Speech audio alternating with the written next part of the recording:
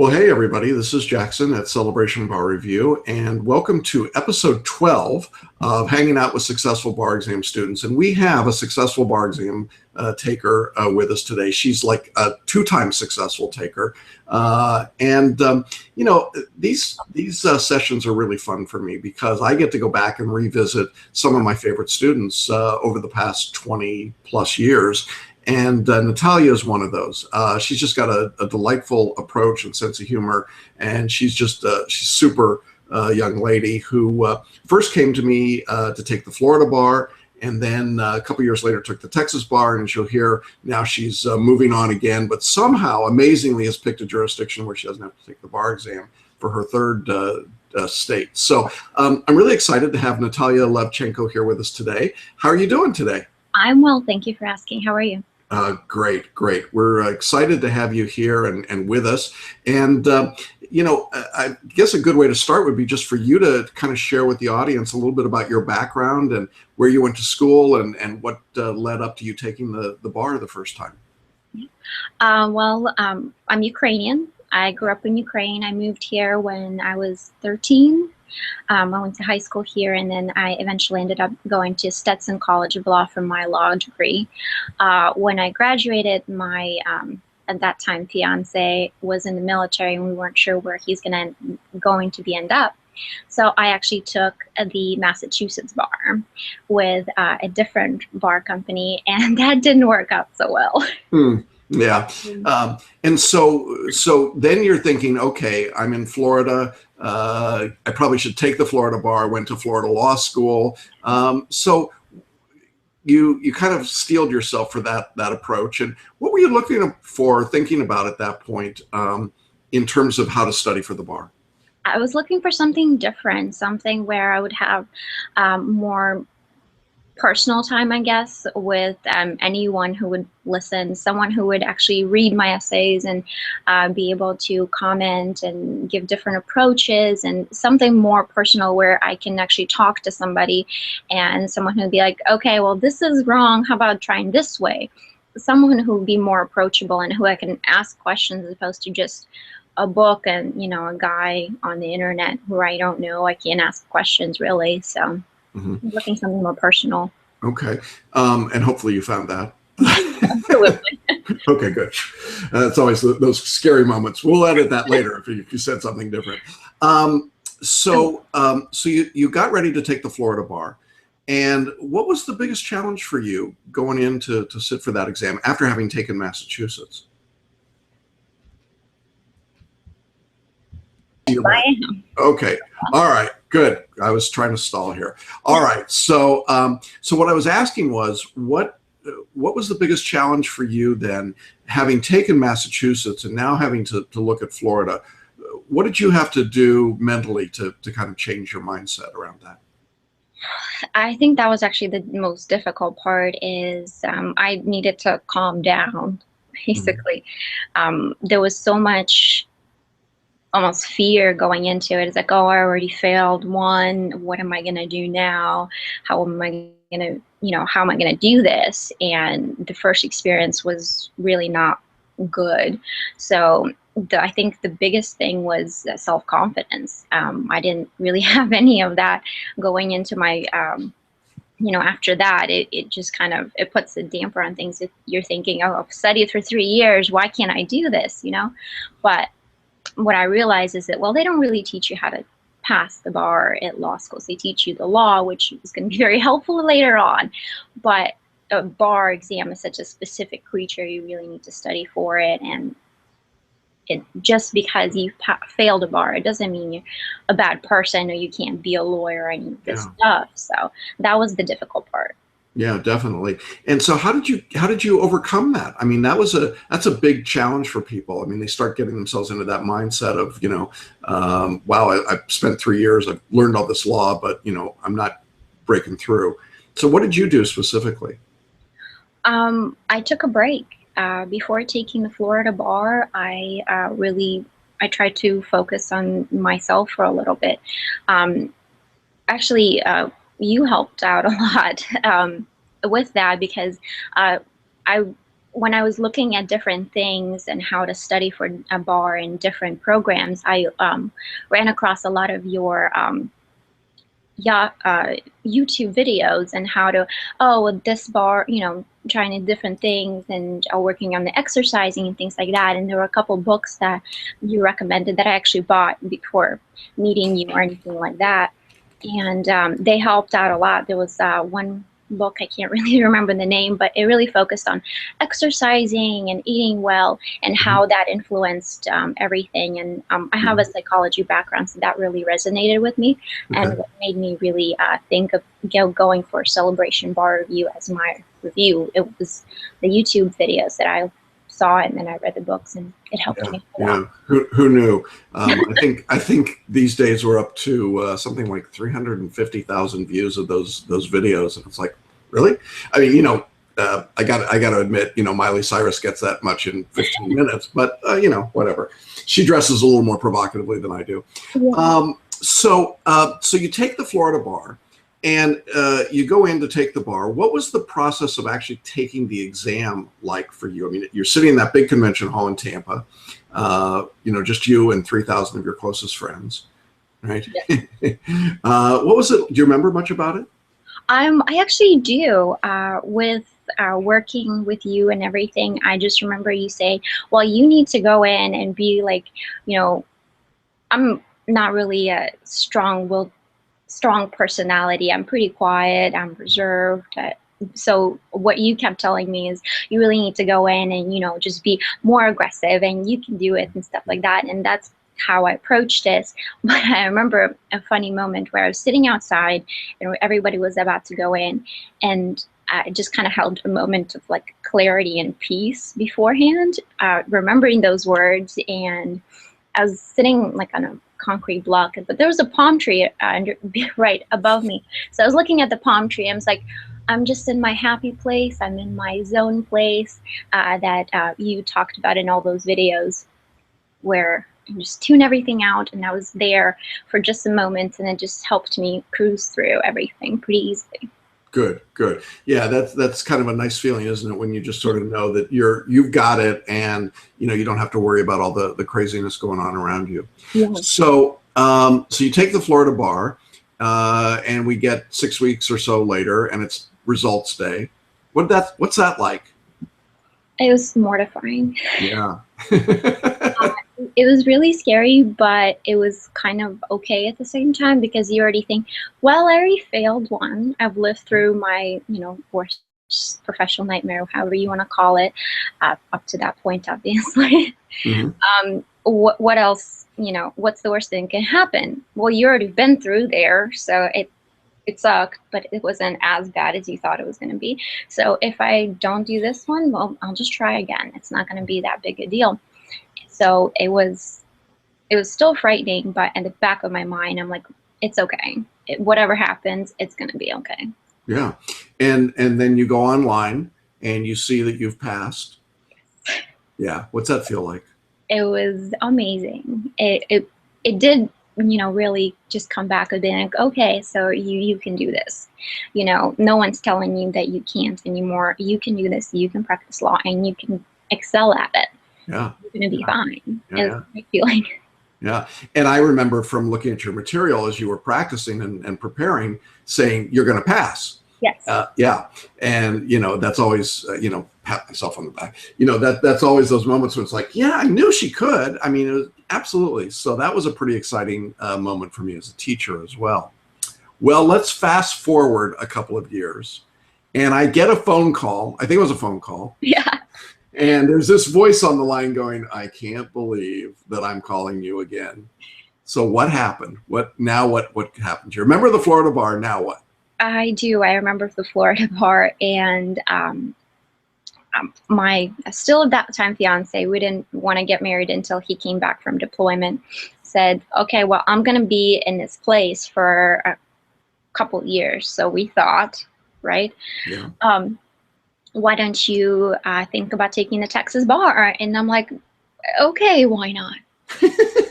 Yeah, at that point, it was like, no, okay. Sure. Okay. Just another year, it's fine. Yeah, right. So yeah, Texas, right? Go ahead. Well, that's a whole new beast. Yeah. So you've got to take the Texas bar because of the boy. Yeah. Yeah, it's always the boy. It is. Yeah, I know. My daughter had to take the California bar because of the boy. So yeah, I get it. So there you are, faced with climbing the mountain again, this time in Texas. And, that's an unusual combination, Florida and then Texas. So maybe you could share with the people that are watching today, what's the difference between those two exams? What stood out in your mind? Well, Texas is 3 days. Yeah. And it has a lot of different laws that I didn't learn in Florida law school, like the oil laws and all of that stuff. And it was kind of a brand new beast to me. But I found taking Texas was more pleasant than taking Florida because I liked the law better.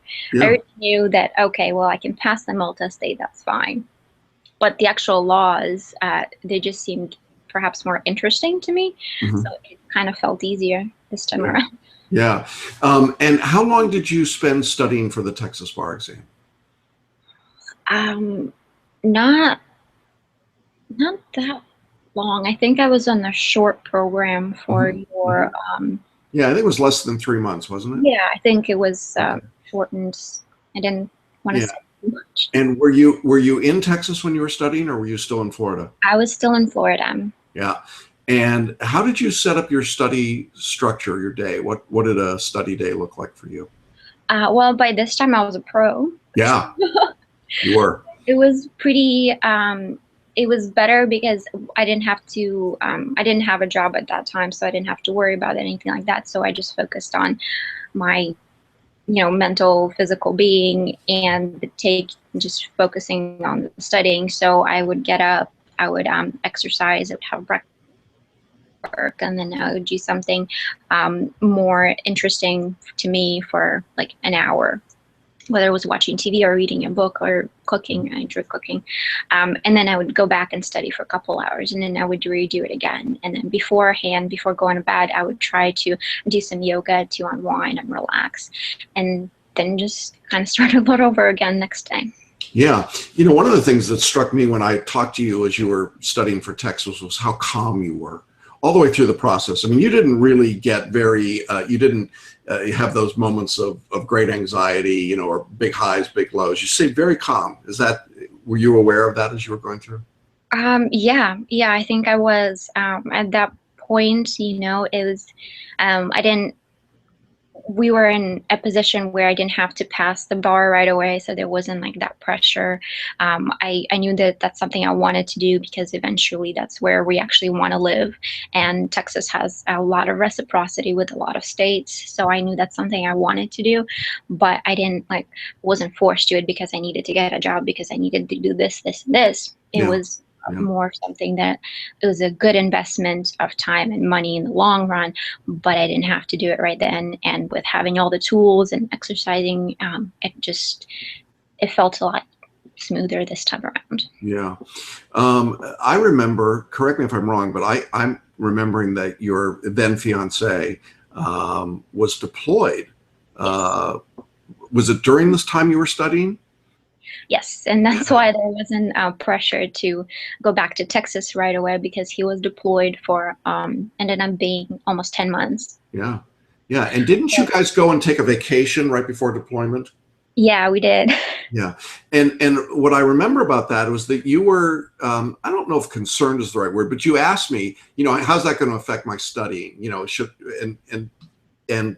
My recollection is that I felt like you had been working so steadily and so smoothly through that process that you probably weren't going to have any problem and you could take the time off. But tell me a little bit about your thought process about that, going to take the time off before the exam to spend time with him.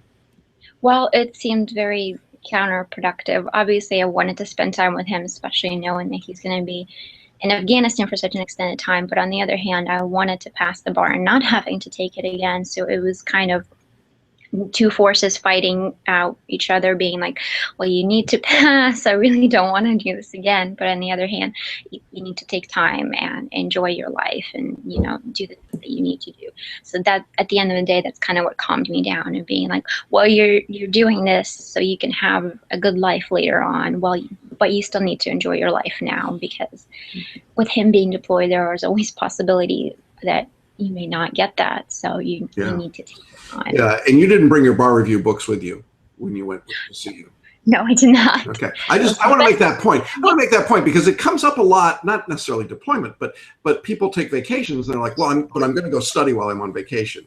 You didn't do that, right? You went and actually spent the time with him and were really all there, in that moment with him. And I remember you being very intentional about that you were just not going to try and do both things at once. Is that right? Yes, because I really wanted to enjoy the time and not have to worry, because I knew if the opportunity of a book was there, I was going to study. I was going to, read that extra question or write that essay. And I just didn't want to even have the temptation. I wanted to be in the moment and experience everything to the fullest.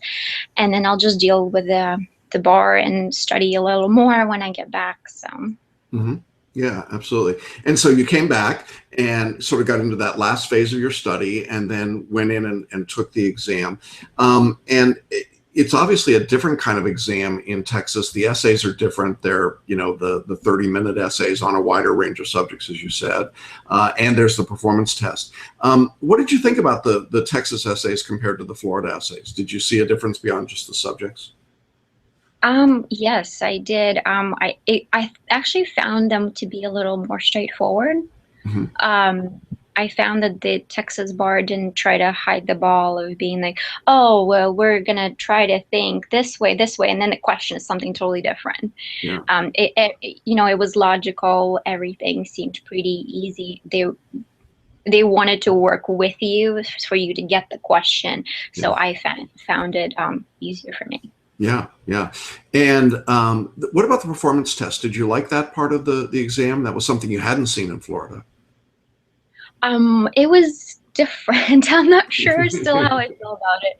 Okay. It was just so different than anything I've experienced before. So it was kind of like it made total sense, especially now that I am practicing and I keep going. You were talking about the performance test. As I was saying, the performance test, it actually relates to everything I do now as practicing. So looking back, I think it was actually one of the most enjoyable parts because it was so relatable. It is what we do on a daily basis. And that was such a big part.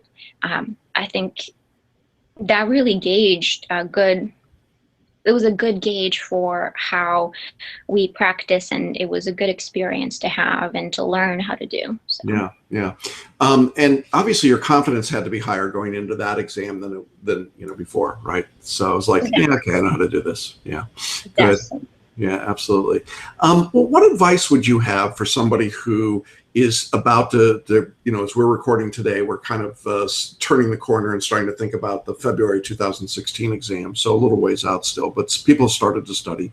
Do you have any advice for somebody who's just starting that process, things that they should be thinking about or focused on right now? I think the biggest advice I would give is don't forget to focus on yourself. I know that for such a long time, all we really want to focus is the exam, how we need to pass it, and this is, going to be the end of the world if we don't, and we're all this kind of stuff. But what you really need to think about, well, whatever happens on the exam, it's not going to change the person that you are. It's not going to change the knowledge you have already. It's not going to take anything away from you. It may be uncomfortable to tell people, oh, I didn't pass. However, that it's not going to change anything. So what you really need to focus on is going through this experience with as much happiness as you possibly can. Whatever makes you happy. For me, it really was, the exercise, the taking time for myself. I would go and get my hair done, get a manicure, and I would go out to eat. I would do things that really made me happy in order to perform better on the test. So, Cool. That's great. That's a great piece of advice. I think too many times bar takers really get themselves wrapped around, kind of the emotional axle, and then they just, it's like, what are we going to do? And they get themselves so tight that it's really hard to be successful on the exam. I just have one moment, my battery's about to die. Yep. So that's always important. We don't want the battery to die on the computer.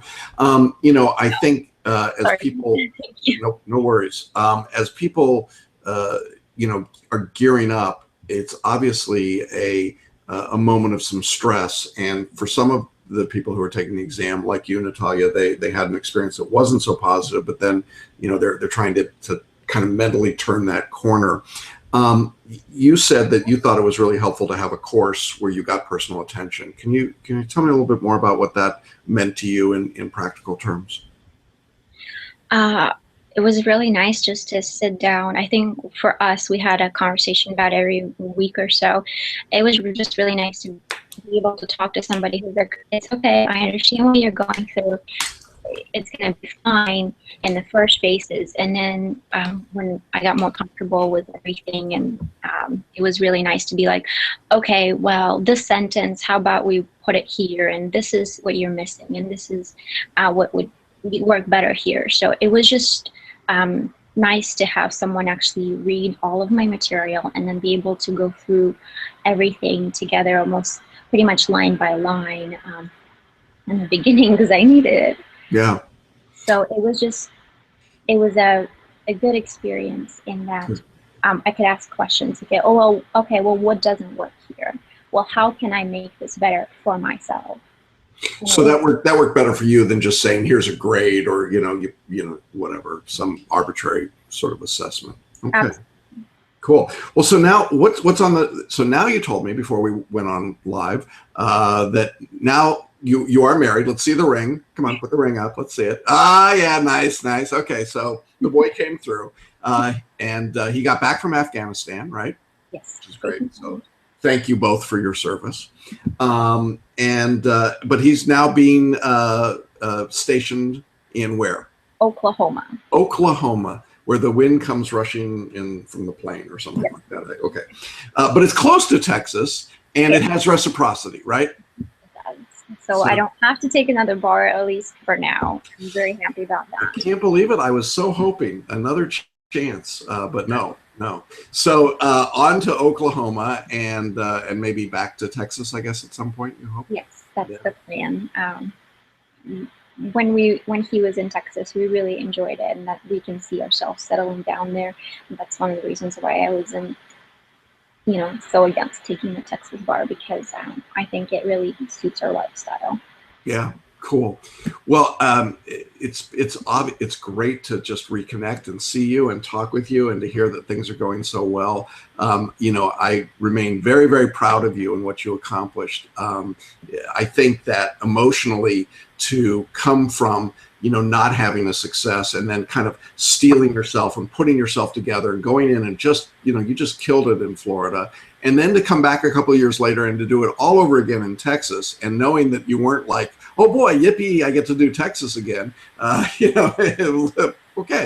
But to get those two under your belt, that really makes you a super success story. And I know a lot of people are going to enjoy hearing about what you've done and to wish you well. Any other thoughts you want to just leave with people as they're kind of getting ready to get going here? Yeah, just, don't let this define you. Mm-hmm. This is a part of your life, yes, but it's not the only part. You are, your mother or daughter or son, your father. There are other things that make you you. This, whatever happens, and don't let it define you. This is just one part, and you can do it, and you're going to move on, and it's going to be okay. That's awesome. Well, thanks, Natalya. I appreciate it. It's great to see you and great to have time with you. And we hope that those of you watching today, got as much out of this as we enjoyed being able to do it. So our thanks to Natalya Levchenko for joining us today. And if you want to know more about her journey and the journey of other people, We invite you to join us in our private Facebook group called The Extra Mile for Bar Exam Takers, and to visit us on our website at celebrationbarreview.com. So this is Jackson. I'm going to sign off, and thanks again, and we'll see you on our next episode.